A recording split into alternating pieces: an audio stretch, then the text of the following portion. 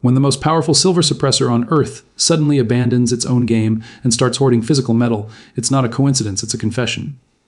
On December 9, 2025, a quiet report slipped out of the Economic Times that should have shaken the entire financial media ecosystem. It revealed something almost unthinkable. JPMorgan Chase, the very institution synonymous with silver price suppression, had executed a complete and historic reversal. The bank that spent decades leaning on silver through derivatives, the same institution fined $920 million for precious metals manipulation, had exited its massive paper short position and moved aggressively into physical ownership. Between June and October, JPMorgan closed roughly 200 million ounces worth of paper shorts. But instead of stepping aside, they did something far more revealing. They began accumulating physical silver at a scale never seen before. By the end of that accumulation phase, JPMorgan controlled approximately 750 million ounces of real, deliverable silver, not futures contracts, not ETFs, not accounting entries, actual metal secured in vaults. To appreciate the magnitude, that amount is close to an entire year of global mine production. It exceeds the strategic reserves of most nations. At current prices, it represents a $22 billion capital deployment, and that figure reflects their entry point, not the valuation after a full-blown supply crisis. This wasn't a speculative hedge fund play. This was a systemically important bank with nearly $4 trillion in assets, repositioning itself ahead of a structural shift. For years, traders joked about the JPM short, a legendary force that appeared every time silver showed signs of breaking higher. Whenever prices approached key psychological levels, a 30, even 35, even 40, massive paper sell orders would materialize, crushing momentum and sending retail investors running. That pattern persisted for decades. Until now. For the first time on record, JPMorgan holds no meaningful silver short exposure, while simultaneously being one of the largest physical holders on the planet. That's not portfolio balance. That's a directional conviction rooted in mathematics. What JPMorgan recognized is simple but devastating: paper manipulation no longer works when physical supply disappears. Three forces have converged, and each one reinforces the next. First, physical silver availability has evaporated. Lease rates, the cost to borrow actual metal, spiked to roughly 35% annualized in October 2025. That's not normal stress. That's desperation. Banks were willing to pay exorbitant interest just to access silver temporarily. As one market participant put it bluntly, nobody has metal anymore. These conditions only appear when a system is cracking beneath the surface.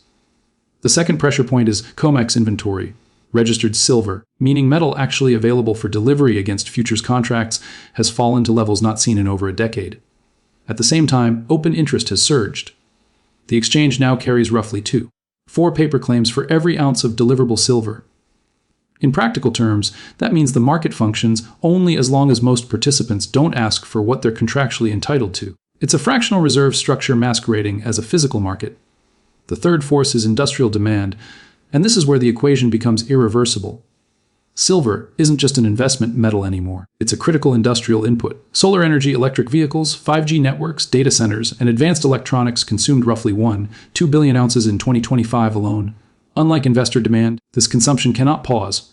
Manufacturers cannot build panels, chips, or electrical systems without silver.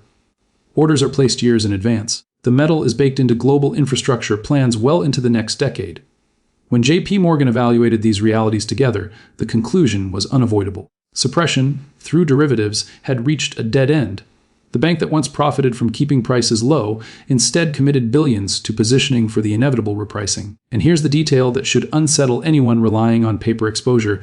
JPMorgan's reversal aligned almost perfectly with the US Mint admitting it couldn't source enough silver to meet coin demand. If the official mint of the world's reserve currency struggles to obtain metal, what does that imply for ETF holders expecting smooth conversion to physical? This wasn't JPMorgan betting on a short-term rally. It was an institution reading the endgame. And this story didn't begin in 2025.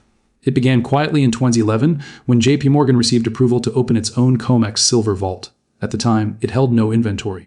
Within 6 years, it controlled more than half of all silver backing the exchange. That wasn't coincidence. It was methodical accumulation executed over years while prices were held down. Analyst Ted Butler documented this behavior extensively. JPMorgan consistently stood for delivery on futures contracts instead of rolling or cash settling, pulling metal out of the system. In 2015 and 2016 alone, they took delivery of tens of millions of ounces. Even when these actions exceeded supposed position limits, regulators did nothing. Not because the system was functioning, but because JPMorgan wasn't breaking it yet. They were preparing for when it would break itself. Fast forward to 2025, and official data confirms the shift. Commitment of traders reports showed an unprecedented collapse in commercial short positions. In a single reporting week, large banks reduced short exposure by nearly 80 million ounces, far more than seasoned analysts expected possible. At the same time, hedge funds and speculators moved aggressively short.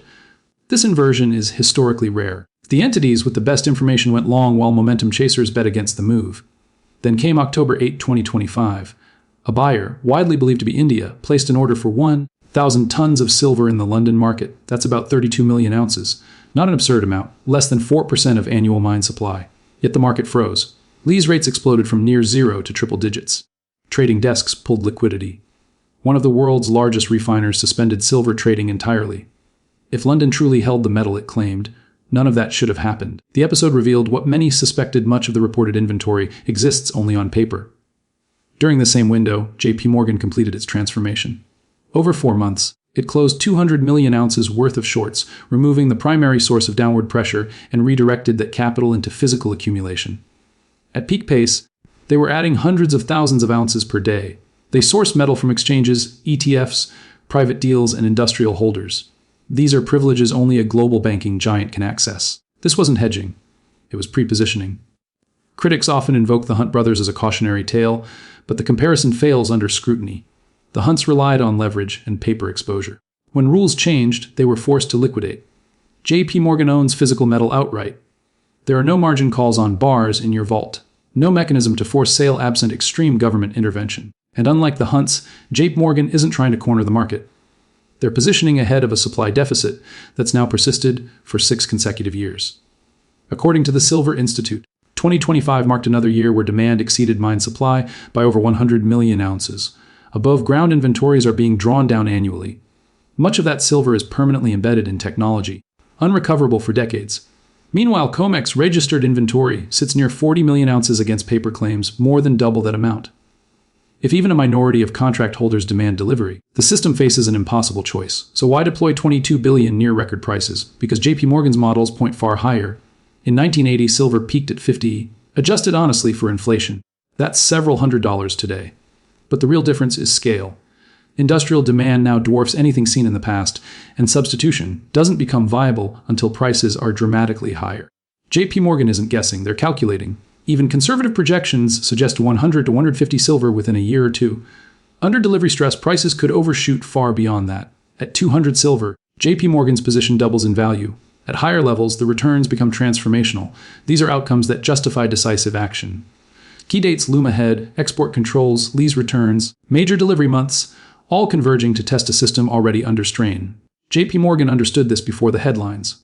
While analysts debated pullbacks, the largest player in the market finished accumulating. Silver sits near record highs today, and most media voices insist it's too late. Yet the institution that once suppressed the market just went all in with its own capital. That's not optimism. That's inside knowledge of a structural endpoint. When the biggest predator abandons suppression and joins accumulation, it's not a warning, it's confirmation.